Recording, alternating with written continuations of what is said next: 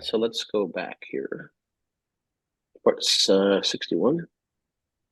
And we'll look at the commercial pilot regulation first, 62129, aeronautical experience, which is here.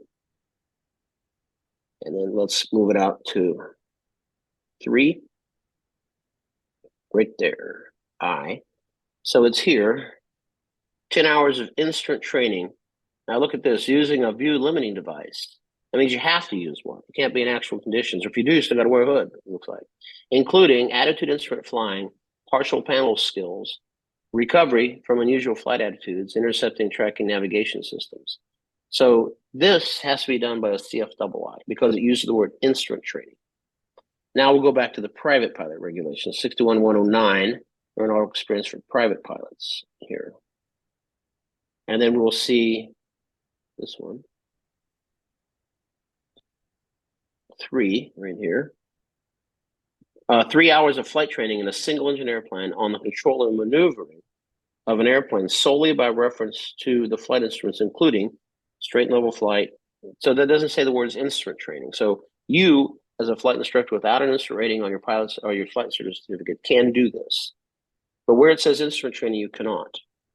Now, for those of you who are thinking about pursuing a commercial pilot certificate, and it's been a while since your instrument rating, be very careful that you have this logged correctly. Let me explain. Just because you have an instrument rating does not exempt you from the 10 hours of instrument training required for the commercial pilot certificate. Let's go back to that for a second. And so I'll say that again so you don't get burned by this, because you can be ineligible for a flight test that quick if you don't know this. And then you show up for the flight test, there's no way to get it in by the time the flight test can be over. So you cancel the test. That's what happens. So this here, this one right here,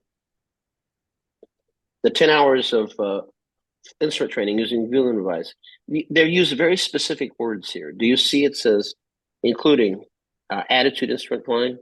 Here, this one. Partial panel skills, recovery from unusual flight attitudes, intercepting and tracking navigation systems. Those are very specific words. Now let's go to the instrument rating requirements, which is 6165. 61.65, this one.